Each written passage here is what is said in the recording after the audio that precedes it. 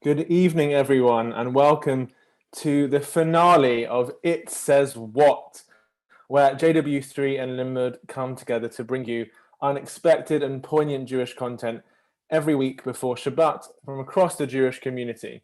If you don't know me yet, and if you don't, then you probably should watch some more episodes of It Says What. But I am Joe Hyman, the young JW3 programmer, and if you've just joined our online community, we are a one-of-a-kind Jewish community centre in London that's open to all. We have brought you this programme over the past 29 weeks since the beginning of lockdown with Limmud, a diverse and inclusive worldwide community of Jewish learning. Check out their page for information about the upcoming Limmud Festival in December. This series has asked educators, artists, and leaders from across the Jewish community in the UK and abroad to share a surprising piece of Jewish wisdom for our time. You can ask your own questions on Facebook, YouTube, or here in the webinar, or please comment with where you are, who you are and where you are, so we can see who's watching this evening. I am delighted to welcome our final guest, Jacqueline Nicholls, a London-based visual artist and Jewish educator. She uses her art to engage with traditional Jewish ideas in untraditional ways. She is my colleague and friend and the live music programmer at JW3 and regularly teaches at the London School of Jewish Studies. Jacqueline's art has been exhibited in solo shows and significant contemporary Jewish art group shows in the UK, USA, and Israel. She was recently artist in residence in Venice with Beit Venezia, and Jacqueline is a regular contributor to BBC Radio 2's Pause for Thought. This series was actually inspired by the very text Jacqueline's sharing this evening that she taught with Yaffa Epstein at Limmud a few years ago. And Jacqueline was in the first meetings when we were discussing this program right at the beginning of lockdown. So welcome, Jacqueline. How are you doing? Thank you. I'm okay. I'm good. Gosh, it seems so long ago that we were discussing this. Wow, lockdown's really got a dog. I don't like it. I don't like it. It is very, very long, and now we can see it's been 29 weeks. It's quite a long time. But how are you doing? Yeah, all good. This is actually my only work activity this week. I've been off for everybody watching, so this is me coming back on for the last It Says What. Oh, good. I'm going to try and make it fun for you then. Okay, great. Here we go. Here we go. So first of all, thank you so much for inviting me to do this. And as you said, so this It Says What in the Talmud was a session that Yaffa Epstein and I did. I can't remember which year it was. And at the time I was doing Daf Yomi. I had this project where I was drawing the Daf every day. I was learning the Daf, the page of Talmud of that day, and then doing a drawing of it. And I love Talmud study, and so does Yaffa. It is one of the kind of, we study together, and we love it. And we also kind of grapple with it, hate it, love it. Kind of, it's a very weird, ambivalent relationship we have with the Talmud. And we thought it'd be really interesting to do a session where we both share our, it says like those moments where you're learning Talmud and you go, what's it, what, really? And being a feminist engaging with Talmud study, there's a lot of that. And we have over the years, Yaffa and I discussed many kind of feminist rage and so I wanted to choose as my It Says What in the Talmud. I didn't particularly want to go, I mean, there's plenty to, if you wanted to go down that route, but I came across this piece of Talmud and I also goes, I cannot think of anything stranger. I think this is possibly the strangest, nuttiest, most bonkers story that I came across in the Talmud. And this kind of does that. And I really hope, Joe, that I win the prize for the most bonkers story out of all the ones people have shared with you. And you're just going to be polite and say yes, but we know I really did. I win, right? It's a competition. I win that. Yeah. Look, the last one, we saved it. We've saved it. So that doesn't say something. So before we get into this, I'm going to, just a bit of background. I'm going to ask you, Joe, a question. Ooh, and okay. And for people who are kind of, are people watching like via Facebook and stuff that they can type in? So maybe you can share, because I've not got that open, and maybe you can show me the answer to this question. So when you were a child and you were in Cheder, in kind of, or early kind of younger, you were a child and learning Jewish stuff, why didn't David build the temple? What were you taught about why didn't David build the temple? The Beit HaMikdash. That is a good question. Do you remember and requires what me. we were taught as children? I know, I was just what terribly unfair. So, I mean, do you know what's funny? I'm not sure I remember being taught about David building the temple at all. And it was a long time ago. But, I mean, the one thing I recall is sexual misdemeanors, potentially. Right. But there's definitely misdemeanors. So the one I was taught as a child is that David didn't build the temple because he was involved in a lot of violence, a lot of war. And there was a lot of bloodshed. He had to establish the kingdom, he had to establish his reign, and there was a lot of killing that went on. And therefore, it was not appropriate for David to build the temple. And therefore, it fell to his son Solomon, whose reign was very peaceful. And that's why Solomon built the temple. I mean, that's what I was taught as a child. It's what I think. And it's kind of one of those things that you don't really question, kind of and we know that the temple is supposed to be this place of peace. It's a peace, the building of peace, for God to dwell, to have a place for God to dwell amongst the people. And one of the things about the temple being this peaceful place is that how did they cut the stones for the temple to make the stones the right size? And they wouldn't use any implements of iron or kind of something that would be a weapon, but instead they had this miraculous shamir worm. And the shamir worm broke through rocks, and it broke through that. And that is part of the whole, Jerusalem, the city of peace, the kind of the temple, this peaceful place. We couldn't have it possibly built by David because he was a man of war. It had to go to his son. So that is kind of what I learned as a child. And it's sort of backed up a bit in the Tanakh, although it's like one of those things where you start really looking into it, you go, where did they really get this wrong? Because we have this idea that David couldn't build the temple because of violence and establishing his kingdom is actually something that Solomon says to the king, King Hiram, about that actually he's now going to build the temple. It's time for him to build the temple. And his father didn't do it. And this is in Kings 1, chapter 5, verse 17. And he says that. But actually, and there is one place where David is kind of upset that he dwells in a palace and that God dwells in this kind of temporary tabernacle, this Mishkan, and he has this, and he gets visited by God, and God prophesies to him, and God says, like, I never wanted a permanent building. It's fine. And what are you really worried about? And it seems to be like a very reassuring text. This is back in Shmuel, Sefer Shmuel, that actually he's reassuring that David is going to be an everlasting name. He's going to establish an everlasting house, which is his dynasty. So the concern that David had that maybe he should build God a more permanent home kind of gets answered by the dynasty. The kingship is the permanent. There's something about that. So that's kind of an interesting thing to read. But then also this kind of idea that Solomon is this very peaceful man. The first thing Solomon does as king, so when David hangs on his kingship to Solomon, the first thing he does is he kills his enemies. Like David gives him a hit list. It's really like a mafioso scene at the end of like, get shimmy. But he kind of goes, he says like, you're going to be the king. And then he gives him a list of all the enemies he needs to get rid of and all the people he needs to be suspicious of, including his half brother, and all the people he needs to be suspicious of. And actually the first thing Solomon does is in establishing his reign is he goes through the hit list and he kind of tests the loyalty, and he gets Benyahu, his fixer, to go and kill all these people. So that's kind of myth number one, childhood myth number one, just from reading Tanakh, is gone, that Solomon is this peaceful man. But we know that Solomon prays for wisdom, and he gets rewarded with wisdom and riches. And we see that Solomon is very wise, but actually he's very crafty. And this is where I want to go to this story. And this story is from the Gemara, from the Talmud in Gittin. Gittin, the overall subject of Gittin, is talking about divorce and how one divorces their wife. It's very much talking to men about how to divorce their wife.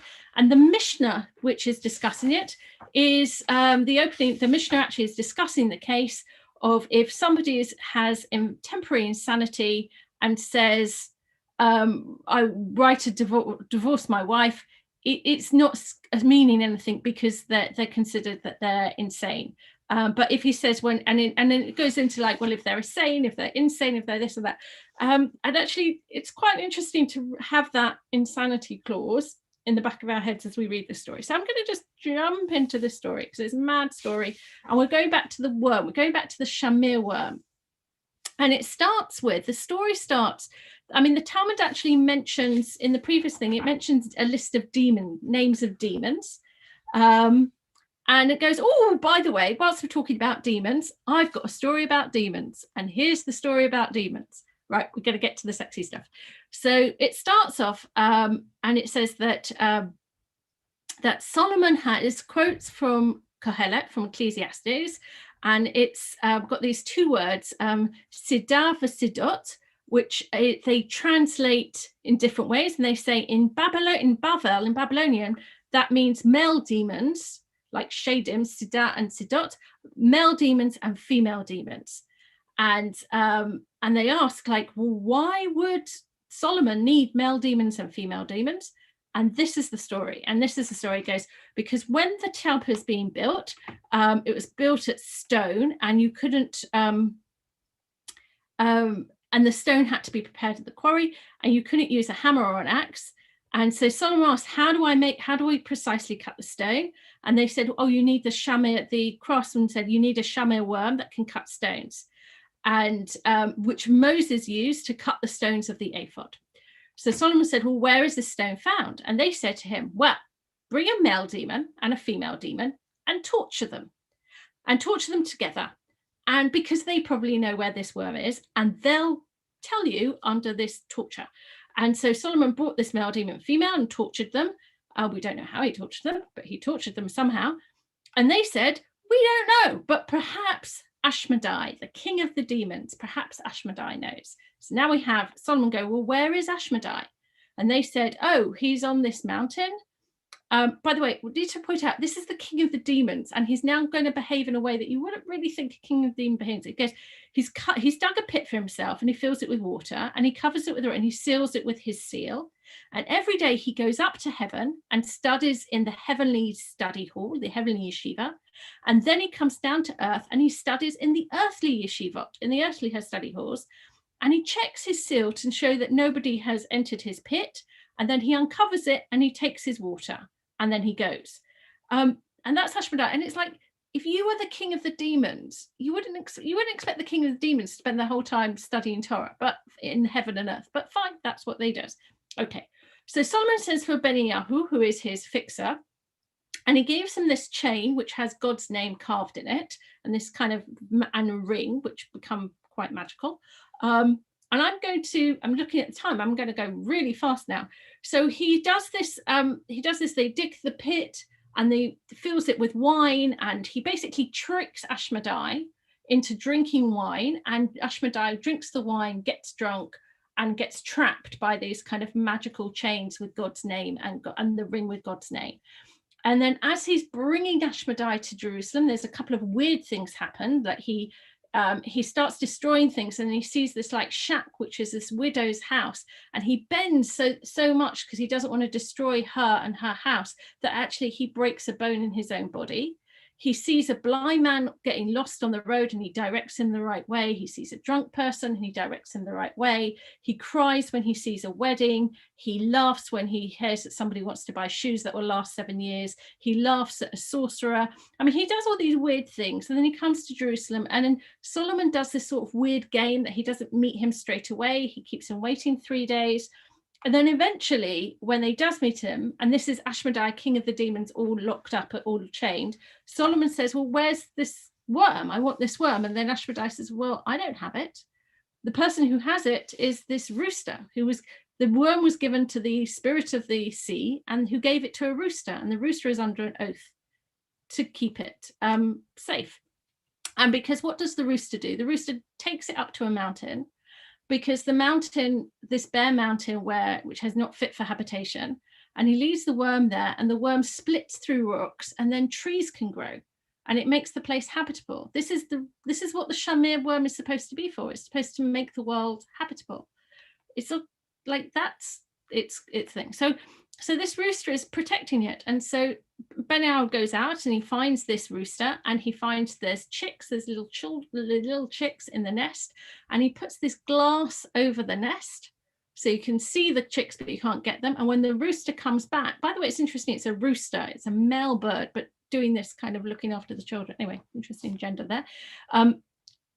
He can't access the chicks, and he's pecking at things, so he drops the worm, and then he drops the worm, so Benny picks it up, and then the rooster realizes he's lost this worm that he's been entrusted, and he commits suicide. He kills himself over this. It's tragic.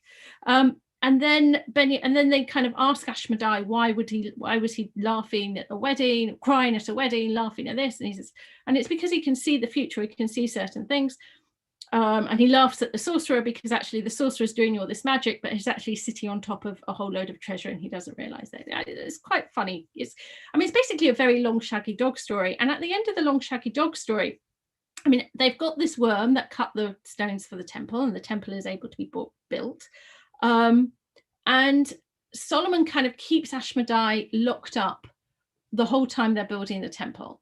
And then Ashmedai, and they sort of starts having these conversations with Ashmedai.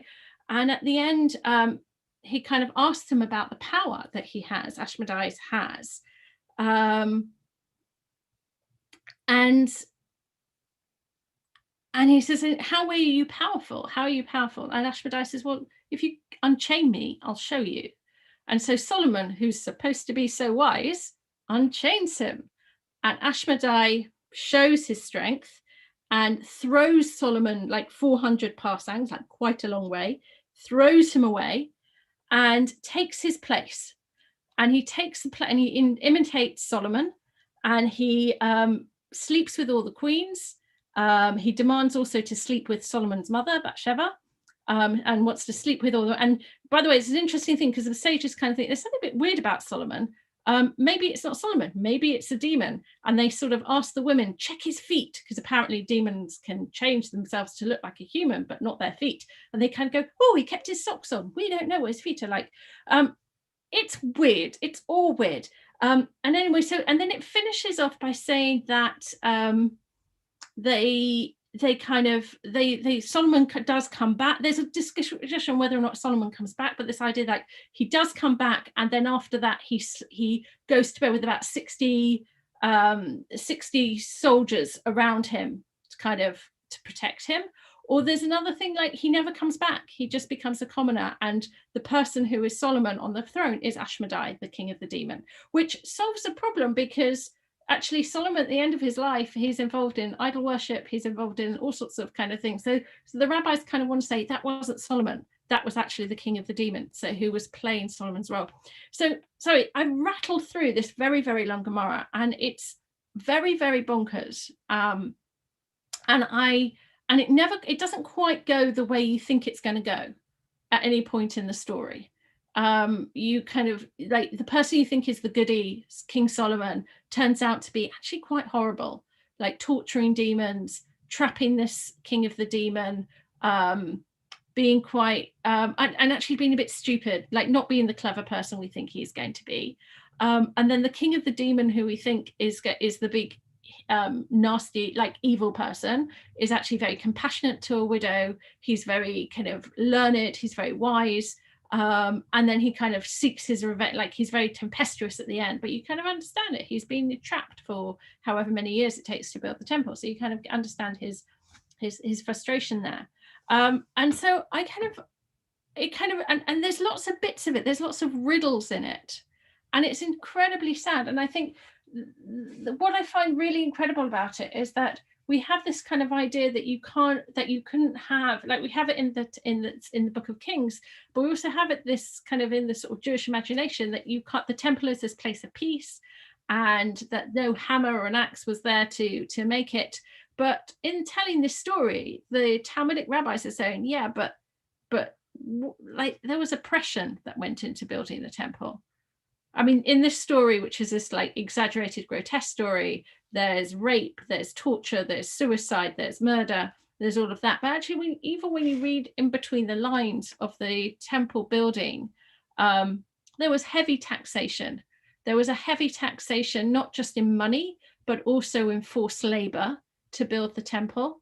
And that the temple comes at a price, like having this kind of edifice there, which God said to David actually didn't need, but building this temple, building this kind of centralized, official, this is where God, like there's a price to be paid for that. And there's it's kind of, as I go through, each time I read this story, it gets stranger and weirder, and the things that I thought were weird before seem fine, and then other things seem weird a second read. So I've got it through it really fast. Sorry, Joe. And so yeah, because I'm just going to show finally, this is the drawing I did for when I was doing the Daf Yomi drawings. So this is the drawing I did. So this is how I learned, is that I kind of had on one side all my notes. So it's my notes, my rewriting. And then this is the drawing I did, this kind of chained up king of the demons. And in my kind of scrawled writing, I've written there, torment the demons, to trap their king, to trick the bird, to catch the worm, to build the temple without violence, just with kidnapping, torture, rape, incest, and suicide. So there we go. That's the foundation of the temple. There we go. I mean, and there's other things to say about that kind of what we learn as kids is that it's a lot more sophisticated and deeper and nuanced than the version we learned as kids. That's also what I get from this. So go on. I'd love to delve into that a little bit, because I think on this last week of It Says What, this whole premise of bringing unexpected texts, providing all these different routes into Jewish text and tradition that aren't what you think. And I think that kind of aren't what you think is often based in that primary school Judaism that's presented to a lot of people as children, but also as adults, that kind of, these are the canonical texts, these are the main texts, this is how we see them, and that's Judaism. And I just wanted to ask you about that kind of the importance for you. How do you feel about unexpected texts being part of education for Jewish adults, and kind of what the impact of that is? So I think it's essential.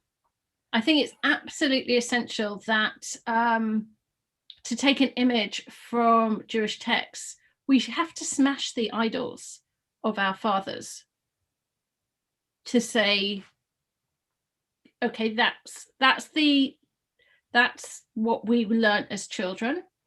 And we have to be like Abraham in his father's idol shop and smash the idols and go and find our own God and go and find our own path.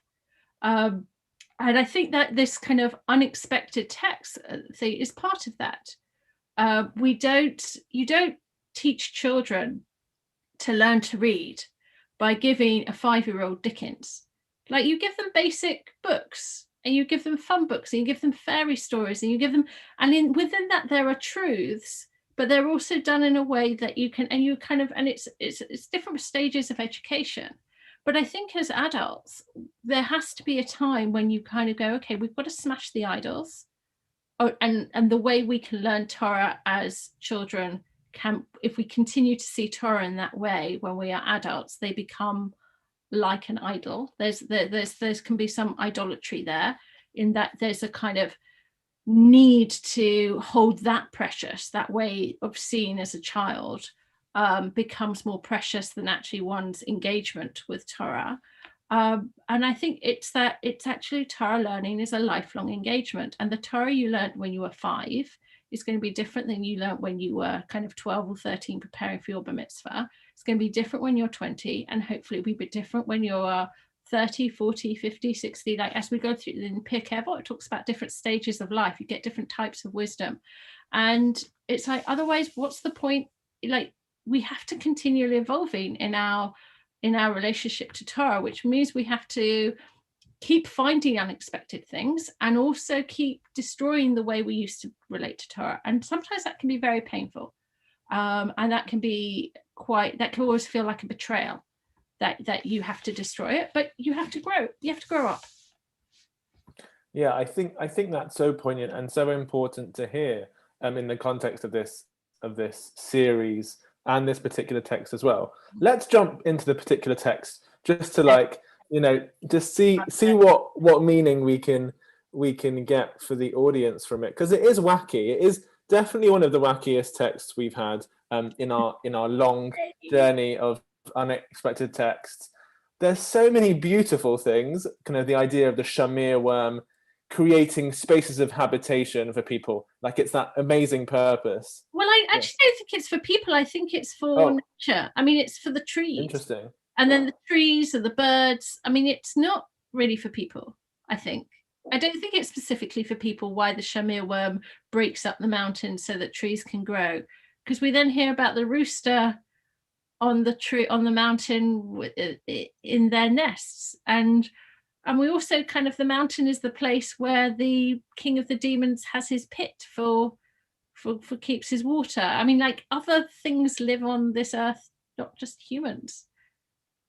That's really interesting. I think it then becomes this critique of the temple or of human kind of obsession for power or holding on to power. It's like we must use the shamir to build this temple, but actually the shamir is for this really beautiful natural process that happens that creates habitats for natural other natural things, other parts of nature. And also the worm was given to the minister of, to the angel of the sea, who then trusted it to this particular bird.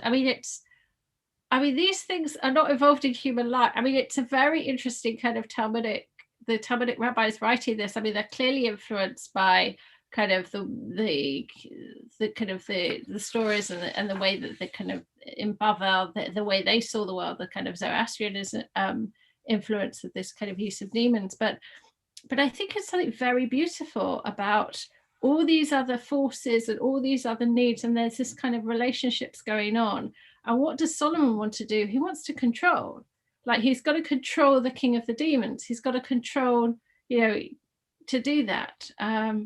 It's and it's all in this, like, to build the temple, this place of peace. I think it's sarcastic. It definitely feels sarcastic, and it definitely feels completely at odds with this perfect, peaceful construction project. One thing that I think highlights this more adult perspective on text is the fact that Ashmodai, king of demons, is this great character who, when he's chained up and being dragged to Solomon, he pushes his way out of the route to help people throughout his journey. Do you have thoughts about that, kind of about that transition from the childish perspective of kind of this, we've got Jacob and Esau in this week's parasha, Jacob's the goodie and Esau's the baddie. This seems to kind of add something a bit more nuanced, a bit more adult.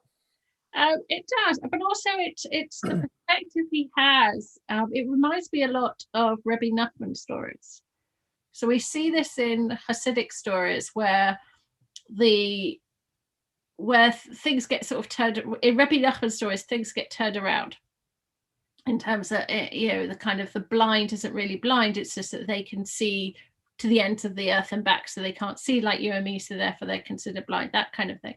And there's something very like that particular thing where he's like, he helps out the wit, he bends his own bone so that he avoids destroying the wit. Like, it's better that he destroys part of himself than he destroys this vulnerable woman. He helps the blind man on the road, he helps the drunk on the road, because he can see into the future, like what they're destined to be in the world to come, and kind of helps them on their way. He cries at a wedding because I think, let me just remember. He saw that the husband was going to die, and he and then he cries and he laughs when this person wants shoes that last 7 years, because he sees that they're going to die, and actually material things shouldn't be permanent. and he kind of laughs at this sorcerer because he doesn't realize the riches while he's sort of doing all this magic. He doesn't really know what's in front of him. And I think it's that character of the fool that we sometimes, the kind of the fool who's really wise. So it's the one you least expect actually knows the most. And I think we have that motif in this story, that Ashmedai, who Solomon is supposed to be the wise one. That's who he is. And that's in Tanakh, Solomon is the wise one. And here Ashmedai is the wise one. He's the wise one with a huge temper. I don't quite know how to read that ending where, I do. I read it in a kind of, well, if you were chained up for however many years and exploited and set all these stupid things by Solomon, then you're also going to want to wreak havoc on him at the end. But I think the end of the story is a little bit of, he seems a bit out of character, Ashmedai, to behave like this in terms of the way he's been built up, in terms of this kind of sexual dominance he has over the king's wives. But I think it's a way of the town of explaining away things they don't like about Solomon, saying actually he's become the demon king. Solomon's become because Solomon at the end of his life, he has the kingdom taken away from his children because he has been involved in idolatry. So I think it is a kind of, there's something very problematic about Solomon that this story sort of fills in that kind of gap. I mean, by asking more questions. Yeah, and I think we could ask more questions about this text and about the context, but it's time to bring It Says What to its close for now, and I want to kind of bring in the conversation that we're having right now, that the piece that you shared about that responsibility or that kind of that need to return to text again and again is something that I've learned from you through this and just through our conversations at work and in life, but also from each teacher. Some of the texts that we've shared over the course of this period, some may think aren't unexpected. Some may think, oh, that's a text I know and I get that. But for others, it will be different. It will be like, oh, that's a really unexpected text. I didn't realize that was how we see that story. And I think it's something that for me has been, even when you mentioned Abraham smashing the idols, that's not in the text of the Bible. It's a midrash. It's a commentary. And when you read that, it's a surprise. It's an unexpected moment. So I think it's something really beautiful to end on, in that It Says What has presented 29 different texts. You can see them all on our YouTube and our Facebook pages and go through them and see how many different ways Judaism surprises us. There are multitudes more. And if you go back again, you'll notice other things that are sort of different or surprising or kind of just mad. I mean, this text shows that the rabbis had a sense of humor, they had a sense of irony, a sense of play that really kind of try to teach messages. Do you have any last thoughts, Jacqueline, before we close? Gosh, I don't know. I think you said it so beautifully. I think it's for me, learning and engaging with texts is a dynamic, it's a conversation. And sometimes it could be an argument, but it should never be a passive thing. And I also think that it's for, textual learning in this way is the only way in which we're going to grow up, I think, as people within our kind of religion, within our tradition, and to take ourselves, by playing with the text, we take ourselves and the tradition more seriously. So I think it's the playfulness also that needs to be there, because we only play with something when we have a sense of ownership. And I think we need to be playful and seriously playful. There we go. Completely. And I think reclaiming that playfulness that we had as children, but with our adult minds and our adult experiences, is something that's so vital. So with that, we come to a close. L'chaim, It Says What, 29 weeks. Thank you to everyone who has contributed a text to this unexpected series of Jewish wisdom. Thank you to Magda, Ilana, and Ezra from Limmud. And thank you to all the JW3 team who've made this series happen so beautifully, our designers and our marketing team and all the programmers that have supported over this period. We will be bringing out more exciting Jewish content in 2021. We'll give you a break for Hanukkah. And And I'm going to say, and thank you to you, Joe, because chazak v'nit chazak, strength and strength to you, Joe, for holding this series together and challenging us all to think differently. Really, thank you. Thank you. I really appreciate that. It has been a pleasure to do this over the past few months, and it's taught me so much about text, and I hope it's taught you something all too. Thank you to our audience who's been watching, and please check out what we do. Also check out Limmud's festival coming up in December, and we aim to provide as many different entry points for Jewish life as possible, and this is one of those things. So thank you. And good night. Chazak v'nit chazek. Strength and strength to all the audience. Have a wonderful